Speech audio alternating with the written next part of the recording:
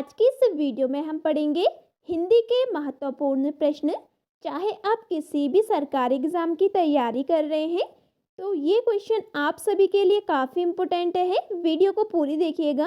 पहला क्वेश्चन है, हिंदी वर्णमाला में स्वरों की संख्या कितनी है? तो हिंदी वर्णमाला में स्वरों की संख्या है 11। इसका सही आंसर है ऑप्शन सी। अगला क्वेश्चन है, हिंदी वर्णमाला में कुल स्वरों की संख्या कितनी है? तो कुल स्वरों की संख्या है 13। इसका सही आंसर है ऑप्शन बी। अगर हिंदी वर्णमाला में स्वरों की संख्या पूछा जाए तो 11 और कुल स्वरों की संख्या पूछा जाए तो 13, याद रखिएगा। अगला क्वेश्चन है, हिंदी वर्णमाला में व्यंजनों की कुल संख्या कितनी है? तो व्यंजनों की कुल संख्या है 39। इसका सही आंसर है ऑप्शन डी। अगला क्वेश्चन है, हिंदी वर्णमाला में मूल स्वरों की संख्या कितनी है? तो मूल स्वरों की संख्या है 4। इसका सही आंसर है ऑप्शन डी। अगला क्वेश्चन है, उच्चारण के आधार पर हिंदी वर्णमाला में कुल कितने वर्ण हैं? तो उच्चारण के आधार पर हिंदी वर्णमाला में कुल वर्ण है 52। इसका सही आंसर है ऑप्शन सी। अगला क्वेश्चन है, लेखन के आधार पर हिंदी वर्णमाला में वर्णों की कुल संख्या कितनी है? तो लेखन के आधार पर हिंदी वर्णमाला में वर्णों की संख्या है 56। इसका सही आंसर है ऑप्शन डी। तो गाइस, चैनल पे नए हैं तो चैनल को सब्सक्राइब करें और वीडियो को आप लोगों ने अभी तक लाइक नहीं किया है तो वीडियो को ज़रूर लाइक करें। अगला क्वेश्चन है, हिंदी के वर्णमाला में कुल कितने स्पर्शी व्यंजन हैं? तो कुल स्पर्शी व्यंजन है 25। इसका सही आंसर है ऑप्शन बी। अगला क्वेश्चन है, हिंदी वर्णमाला में कुल कितने अंतस्थ व्यंजन हैं? तो कुल अंतस्थ व्यंजन है 4। इसका सही आंसर है ऑप्शन डी। अगला क्वेश्चन है, हिंदी वर्णमाला में ऊष्ण व्यंजनों की संख्या कितनी है? तो ऊष्ण व्यंजनों की संख्या है 4। इसका सही आंसर है ऑप्शन ए। अगला क्वेश्चन है, अर्थ के आधार पर संज्ञा के कितने प्रकार होते हैं? तो अर्थ के आधार पर संज्ञा के प्रकार होते हैं 5। इसका सही आंसर है ऑप्शन सी। अगला क्वेश्चन है, हिंदी में लिंग कितने प्रकार के होते हैं? तो लिंग होते हैं 2 प्रकार के। इसका सही आंसर है ऑप्शन ए। तो 2 प्रकार के जो लिंग होते हैं वो होते हैं पुल्लिंग और स्त्रीलिंग। अगला क्वेश्चन है, संस्कृत में लिंग कितने प्रकार के होते हैं? तो संस्कृत में लिंग होते हैं 3 प्रकार के। इसका सही आंसर है ऑप्शन डी। तो वे 3 प्रकार के होते हैं। एक होता है पुल्लिंग, स्त्रीलिंग और तीसरा होता है नपुंसक लिंग। याद रखिएगा। अगला क्वेश्चन है, हिंदी में संधि कितने प्रकार की होती है? तो हिंदी में संधि होती है 3 प्रकार की।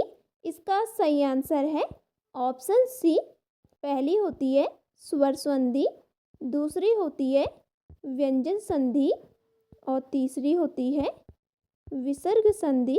तो ये हिंदी में 3 प्रकार की संधि होती है। अगला क्वेश्चन है, निम्नलिखित में से कौन सा संधि का प्रकार है? तो संधि के प्रकार है स्वर संधि, व्यंजन संधि, विसर्ग संधि। तो ये तीनों संधि के प्रकार हैं। तो 3 प्रकार की संधि होती है। तो इसका सही आंसर हो जाएगा ऑप्शन डी। अगला क्वेश्चन है, हिंदी में वचन कितने प्रकार के होते हैं? तो हिंदी में वचन होते हैं 2 प्रकार के। तो इसका सही आंसर होगा ऑप्शन सी। और जो 2 प्रकार के होते हैं वो होते हैं एक वचन और दूसरा होता है बहुवचन। तो ये 2 प्रकार के वचन होते हैं।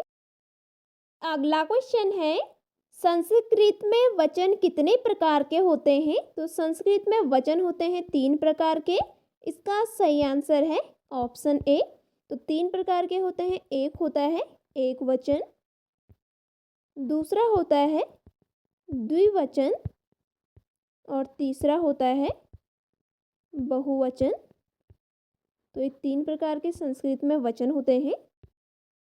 अगला क्वेश्चन है, हिंदी में सर्वनाम कितने प्रकार के होते हैं? तो हिंदी में सर्वनाम होते हैं 6 प्रकार के। इसका सही आंसर है ऑप्शन सी। जो 6 प्रकार के होते हैं, पहला होता है पुरुषवाचक सर्वनाम, दूसरा होता है निश्चयवाचक सर्वनाम, तीसरा होता है अनिश्चयवाचक सर्वनाम, चौथा होता है संबंधवाचक सर्वनाम, पांचवा होता है प्रश्नवाचक सर्वनाम और छठा होता है निजवाचक सर्वनाम। वेरी इंपॉर्टेंट क्वेश्चन है। अगला क्वेश्चन है, हिंदी में विशेषण के कितने भेद होते हैं? तो विशेषण के होते हैं 4 भेद। इसका सही आंसर है ऑप्शन सी। तो 4 भेद होते हैं। पहला है गुणवाचक विशेषण, दूसरा है संख्यावाचक विशेषण, तीसरा है परिमाणवाचक विशेषण और चौथा है सार्वनामिक विशेषण। अगला क्वेश्चन है, शांत रस का स्थायी भाव क्या है? तो शांत रस का स्थायी भाव है निर्वेद। इसका सही आंसर है ऑप्शन सी। अगला क्वेश्चन है, तितली के रचयिता कौन है? तो तितली के रचयिता हैं जयशंकर प्रसाद। इसका सही आंसर है ऑप्शन डी। अगला क्वेश्चन है, आदिकाल को अन्य किस नाम से जाना जाता है? तो इसका सही आंसर है ऑप्शन सी वीर गाथा काल। तो आदिकाल को अन्य वीर गाथा काल के नाम से जाना जाता है। अगला क्वेश्चन है, किस स्वर का कोई मात्रा चिन्ह नहीं है? तो इसका सही आंसर है ऑप्शन ए अ। तो अ का कोई मात्रा चिन्ह नहीं है। अगला क्वेश्चन है, रचना की दृष्टि से क्रिया के कितने भेद होते हैं? तो रचना की दृष्टि से क्रिया के होते हैं 2 भेद। इसका सही आंसर है ऑप्शन डी। और जो 2 भेद होते हैं वो होते हैं सकर्मक क्रिया और अकर्मक क्रिया। तो ये क्रिया के 2 भेद होते हैं। अगला क्वेश्चन है, अलंकार मुख्यतः कितने प्रकार के होते हैं? तो अलंकार मुख्यतः होते हैं 3 प्रकार के। इसका सही आंसर है ऑप्शन बी। और जो भी 3 प्रकार के होते हैं वो हैं शब्दालंकार, दूसरा है अर्थालंकार, तीसरा है उभयालंकार। तो ये 3 प्रकार के मुख्यतः अलंकार होते हैं। अगला क्वेश्चन है, निम्नलिखित में से कौन सा अलंकार का प्रकार है? तो अलंकार के प्रकार है शब्दालंकार, अर्थालंकार, उभयालंकार। तो इसका सही आंसर हो जाएगा ऑप्शन डी ये सभी। अगला क्वेश्चन है, हिंदी वर्णमाला में संयुक्त स्वर कौन कौन से हैं? तो संयुक्त स्वर है ए आई ओ औ। तो इसका सही आंसर है ऑप्शन सी। अगला क्वेश्चन है, साकेत के रचनाकार कौन है? तो साकेत के रचनाकार हैं मैथिली शरण गुप्त। इसका सही आंसर है ऑप्शन बी। अगला क्वेश्चन है, मैं किस प्रकार का सर्वनाम है? तो मैं है निजवाचक सर्वनाम। इसका सही आंसर है ऑप्शन ए। हिंदी में रस होते हैं 11 प्रकार के। इसका सही आंसर है ऑप्शन डी। अगला क्वेश्चन है, भरत मुनि के अनुसार रस कितने प्रकार का होता है? तो भरत मुनि के अनुसार रस होता है 8 प्रकार का। इसका सही आंसर है ऑप्शन सी।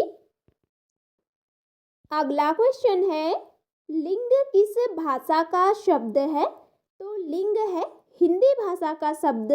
इसका सही आंसर है ऑप्शन बी। तो गाइस वीडियो को ज़रूर लाइक करें और चैनल पे नए हैं तो चैनल को भी ज़रूर सब्सक्राइब करें।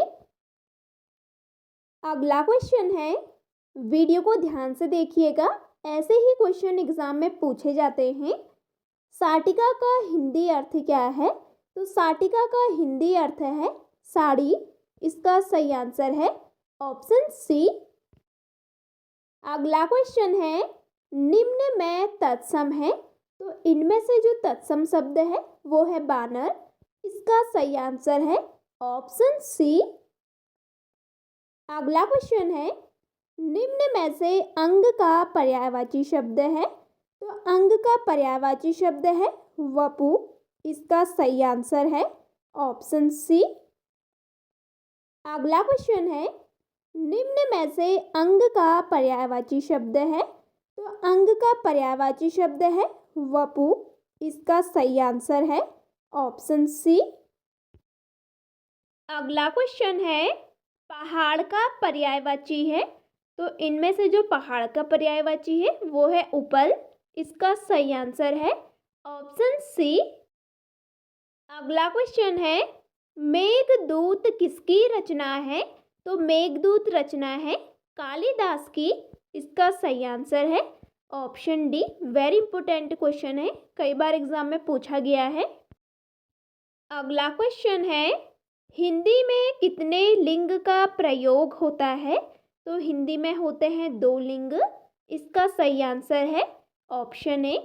और 2 लिंग होते हैं, पहला है पुल्लिंग और दूसरा होता है स्त्रीलिंग।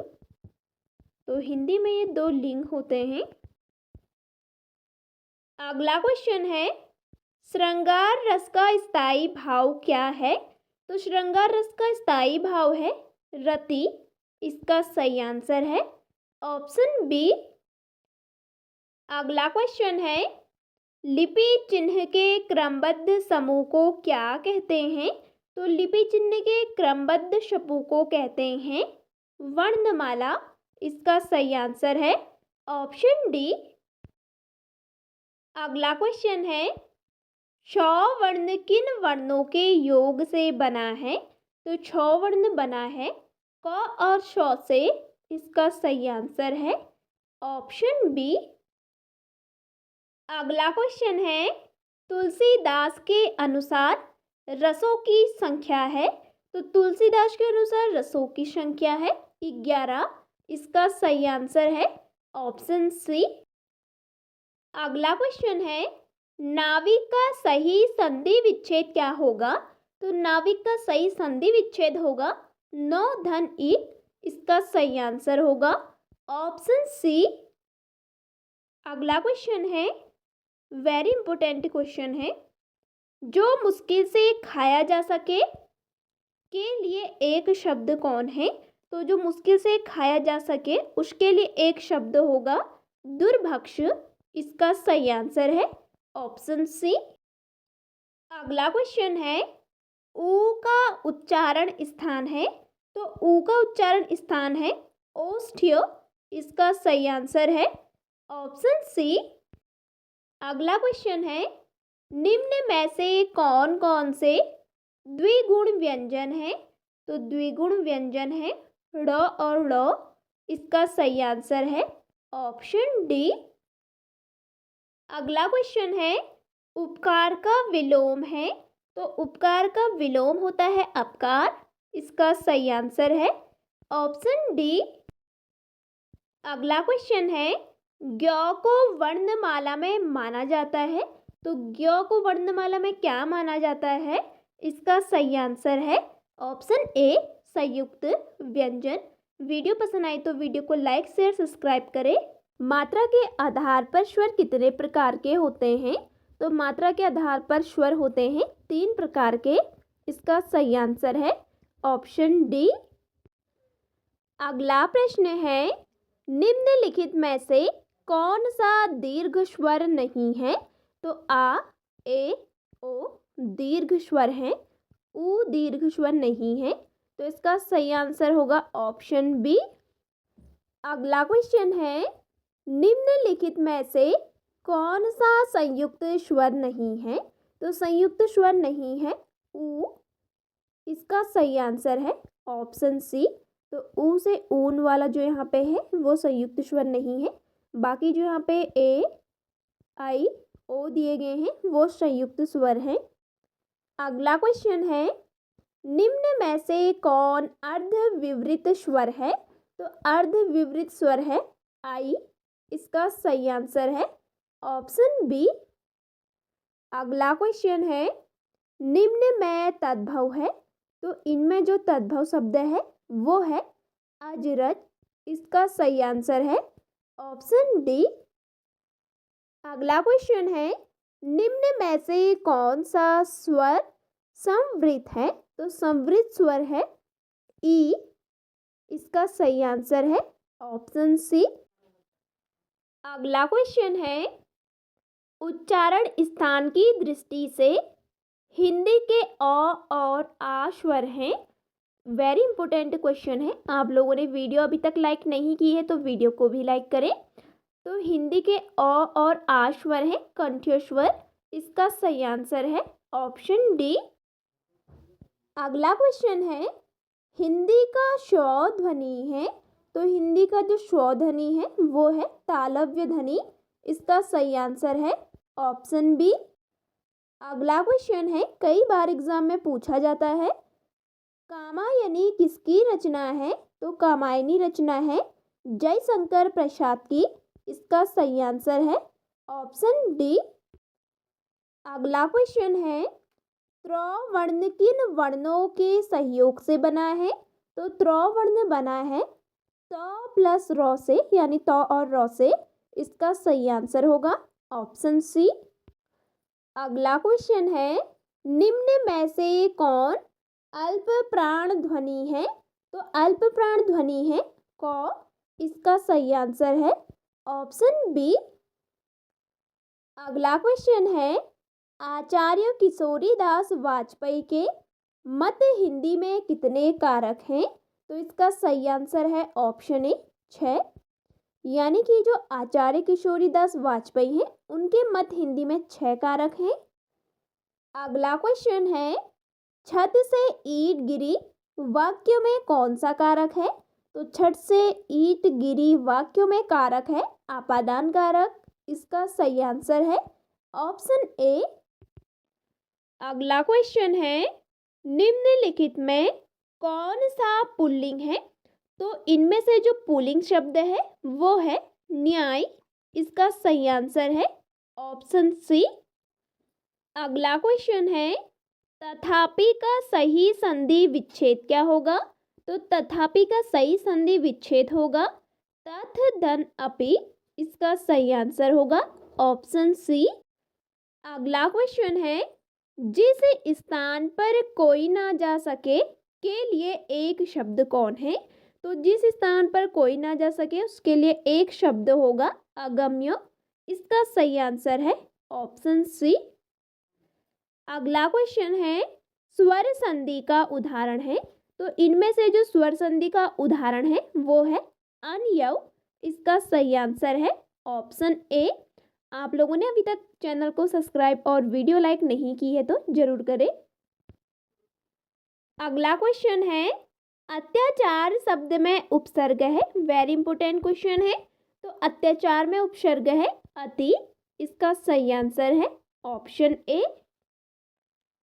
अगला क्वेश्चन है तथैव का सही संधि विच्छेद है, तो तथैव का जो सही संधि विच्छेद होगा वो होगा तथा धन एव, इसका सही आंसर होगा ऑप्शन ए।